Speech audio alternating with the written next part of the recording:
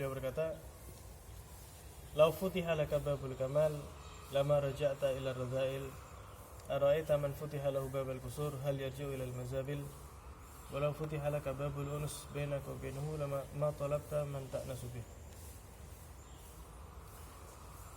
Jadi Al-Imam Ibn Athaillah Sakandari beliau menjelaskan kepada kita, lau futiha laka babul kamal, seandainya telah dibuka untukmu babul kamal, pintu kesempurnaan.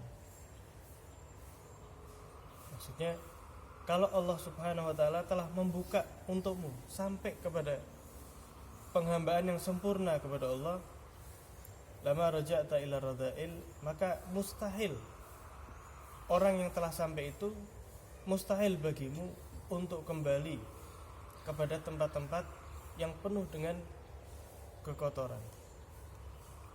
Ara'aita man futiha lahu babul qusur hal yarji'u ilal mazabil.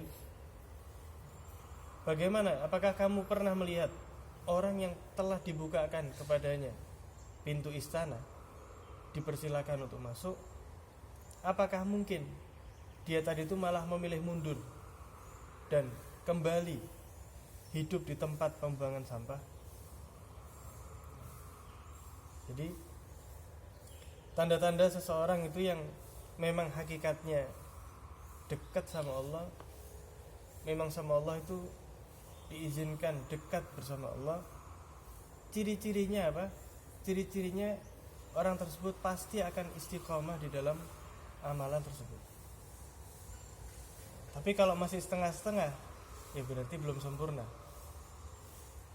Nah, banyak orang sekarang itu yang ketipu dengan kesan-kesan ma'rifat ya, sampai ada di antara mereka yang mengatakan, kalau kalian ini masih wajib mengerjakan sholat, kalau saya sudah tidak wajib, saya ini sudah sampai. Sholat itu kelas-kelas TK aja, kalau saya sudah ma'rifat. Keliru. Kenapa? Karena justru ketika orang itu sampai kepada Allah, jangankan meninggalkan apa yang selama ini dikerjakan, mengurangi aja tidak mau. Ada di antara mereka ngaji sehari 8 juz. Jangankan tidak ngaji, kurang dari 8 juz itu tidak mau. Kenapa? Karena merasakan lezatnya dekat sama Allah Subhanahu wa taala. Jadi orang-orang kayak gitu orang-orang yang tertipu, dan ada itu. Terlebih di zaman kita sekarang. Kata beliau, analoginya kalau ada orang berusaha mengetuk pintu raja, diketuk pintunya raja tadi itu. Kemudian karena raja ngelihat, oh ini orangnya baik, pakaiannya bersih, insya Allah tidak ngerusak di surga ini. Dibuka pintu istana tadi itu ya, sama rajanya. Dibuka pintu istana tadi itu, mungkin tidak setelah dibukanya pintu istana tidak jadi tidak mungkin. Orang yang berusaha dekat sama Allah, mengetuk pintunya Allah pelan-pelan sedikit-sedikit, ketika sudah dibuka tadi itu pintu sempurna, mustahil orang tersebut kembali kepada keburukan. Walau futiha laka babul unus bainaka wa bainahu, jika telah dibuka kepadamu pintu kenyamanan, ketenangan, kemesraan antara dirimu dengan Allah, maka kamu tidak mungkin mencari lagi sosok yang akan membuat kamu itu senang dan tenang. Kalau ini makomnya wali nih, makomnya wali, kata beliau, kalau sudah dibuka ketenangan antara dirimu dengan Allah, merasakan senang dengan Allah, maka kamu tidak akan butuh yang lain selain Allah untuk mencari kesenangan. Sampai ada di antara mereka itu seorang wali perempuan, Rabi'ah al-Adawiyah. Sampai beliau tuh mengatakan, tidak ada sejak 40 tahun tidak ada yang membuat saya tuh sumpah kecuali terbitnya matahari. Kenapa? Karena sekarang waktu bermesraan saya dengan Allah sudah selesai. Kalau sebentar lagi ini matahari terbit, yang muslim-muslim sudah banyak yang bangun, sudah banyak yang sholat, sudah banyak yang minta sama Allah, banyak yang zikir, banyak yang ngaji. Akhirnya yang rebutan mencari perhatiannya Allah itu banyak. Nah tadi sebelum matahari terbit, sebelum terbit fajar, waktu masuknya waktu subuh, banyak yang tidur, yang bangun sedikit, sehingga saya tuh bisa bermesraan dengan Allah Subhanahu Wa Taala. Sampai pada puncaknya beliau mengatakan, "Lau sahha minkal wud ya ghayatal munah." Seandainya saya itu betul-betul mendapatkan cintamu, wahai puncak daripada segala harapan, fakullu ma fawqat turabi turab. Maka di mataku semua yang ada di atas debu itu, semua yang ada di atas tanah itu tidak lain sama sebanding dengan tanah tersebut. Ini makomnya wali nih.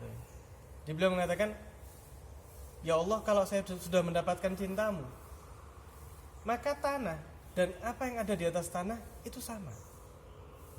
Jadi sudah tidak peduli gitu. Ada yang cinta sama dia, ada yang memusuhi dia, sama.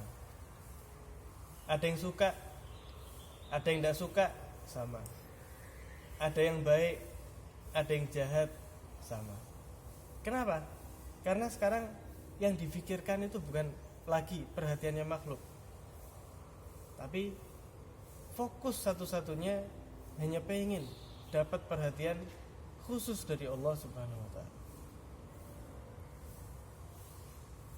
Kemudian kata beliau, lau ikhtaraka li rububiyatih ma qata'aka anhu. Kalau Allah itu memilih kamu untuk penghambaan yang totalitas kepada Allah, apa ciri-cirinya kalau kamu itu terpilih? Ma qata'aka anhu, maka tidak mungkin Allah itu memutusmu darinya. Ini senada sama yang barusan ini. Maka dikatakan ketika orang itu sholat, ketika orang itu melangkahkan kakinya ke masjid, ke musola, sholat, itu sebetulnya ya, atau di rumah sekalipun melaksanakan sholat, itu kalau secara zahir, kenapa orang tersebut sholat? Ya karena dia pengen sholat, kan gitu. Tapi sebetulnya hakikatnya bukan karena orang itu pengen sholat, tapi karena memang Allah Subhanahu Wa Taala sendiri yang pengen orang tadi itu sholat menghadap kepada Allah Subhanahu Wa Taala. Yang kita takutkan sebaliknya itu. Kalau orang sholat kan enak. Jadi ketika sholat itu berarti Allah manggil. Ya Allah pengen dia itu menyembah Allah. Allah tidak pengen dia itu terputus sholatnya. Sebaliknya, ketika orang tadi itu tidak melaksanakan sholat, tidak mau sholat, itu hakikatnya bukan karena dia yang tidak mau sholat, tapi karena Allah enggan. Jangan-jangan Allah enggan hamba tadi itu menghadap Allah Subhanahu Wa Taala, waliyadzubillah min dzalik. Serem luar biasa. Lah kalau Allah sendiri yang enggan, tidak usah. Sehingga diatur malas sholat, meninggalkan sholat. Nah, itu yang bahaya. Ya tadi itu ya, orang yang tertipu dengan ma'rifat. Saya ini ma'rifat, saya ini sudah sampai. Atau bahkan saya ini wali misalnya, tidak perlu sholat. Ini orang yang tertipu berarti, orang yang tertipu. Karena lau karumta alaih ma ramaka li ghairi. Seandainya engkau tadi itu dimuliakan, menjadi mulia dengan Allah, maka mustahil Allah melemparmu, menyibukkanmu dengan hal-hal yang membuat dirimu jauh dari Allah Subhanahu Wa Taala. Akhirnya beliau memperjelas lagi. Beliau memperjelas, idza azala anka mahabbata makhlukin. Kata beliau, kalau terlepas darimu kecintaan kepada makhluk, fafrah fahadza min inayatihi bika. Jadi kata beliau, kalau ternyata kamu itu ngerasakan kok rasanya cinta, betul-betul cinta kepada makhluk itu kok tidak ada ya? Atau ada tapi orang-orang tertentu, orang tua, guru, suami istri, anak misalnya, wis tidak lebih dari itu. Atau bahkan diantara mereka makhluk itu tidak ada yang dia cintai seperti cintanya dia sama Allah. Nah, kata Imam Ibn Athaillah, kalau kamu merasakan itu, kamu jangan merasa aneh. Justru kamu itu harusnya gembira. Karena itu memang perhatiannya Allah kepadamu. Allah tidak pengen hatimu itu lebih mencintai selain besarnya cintamu kepada Allah Subhanahu wa taala. Dan maksiat itu wala yakunu ma'siyah illa wa dzulmaha. Karena maksiat itu tidak akan terjadi kecuali berbarengan dengan maksiat tersebut kehinaan, kerendahan. Afa ta'sihi wa yu'izzak, maka apa mungkin Allah membiarkan kamu itu maksiat tapi sekaligus memuliakan kamu? Loh, tidak mungkin. Kala, tidak mungkin terjadi itu. Kenapa? Faqat rabatul izza ma'a ta'ah, karena Allah itu telah mengikat kemuliaan ya dengan ketaatan. Kalau orang taat, langsung Allah muliakan. Wadzul ma'al ma'siyah, kehinaan itu berbarengan dengan maksiat. Fasara fi ta'atihi nurun wa izzun wa kashfu hijab, sehingga terletak di dalam nurut sama Allah itu cahaya, kemuliaan, dan dibukanya hijab. Wa dzidduha, dan kebalikannya yaitu maksiat, itu pasti otomatis menyebabkan kegelapan di dalam hati, jadi sumpah, tahu-tahu jadi gundah, bingung. Wa dzulun, hina di mata Allah. Wa hijabun bainaka wa bainahu. Kemudian naudzubillah min dzalik, yang paling besar adalah ditutupnya antara dirimu dengan Allah Subhanahu wa taala. Nah, terus pertanyaannya sekarang, apa yang membuat orang tadi itu dihijab antara dirinya dengan Allah? Walakin ma mana'aka minasyuhud, kata beliau, akan tetapi tidak ada satupun yang mencegah dirimu daripada memandang. Tidak ada hijab antara dirinya dengan Allah, illa, kecuali apa sebabnya? Adamu wukufika ma'al hudud, karena kamu tadi itu tidak betul-betul berpegang atas batasan-batasan yang telah ditentukan Allah. Wastighaluka bihadzal wujud, dan kamu itu terlalu bingung dengan ciptaannya Allah, terlalu lupa dengan yang menciptakan semua itu. Sehingga ada di antara mereka ada seorang guru, muridnya disuruh tinggal di rumahnya. Pada malam hari gurunya itu tinggal di atas, nginapnya itu tidurnya di atas, qiyamul salat malamnya di atas, muridnya di bawah. Kemudian tahu-tahu muridnya itu pas tahajud, tahu-tahu dengar gurunya itu jerit-jerit luar biasa, tapi tidak jelas ya apa ini. Dengar-dengar sedikit ya, mau muradil hur, saya tuh tidak pengen bidadari. Dengar-dengar teriak-teriak kayak gitu.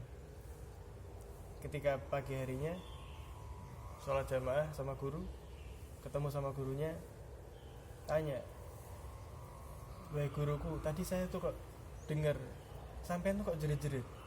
Kenapa guru? Ada apa? Akhirnya kata beliau, tadi malam ketika saya munajat sama Allah, saya lihat di luar jendela itu Allah membukakan bagiku bidadari, istana-istana, kenikmatan surga yang luar biasa. Akhirnya gurunya tadi itu teriak apa? Ma muradil hur walal kusur. Teriak-teriak, yang saya inginkan itu ya bukan bidadari, bukan istana, walakin kasfis sutur, akan tapi dibukanya hijab antara diriku dengan Allah Subhanahu wa taala.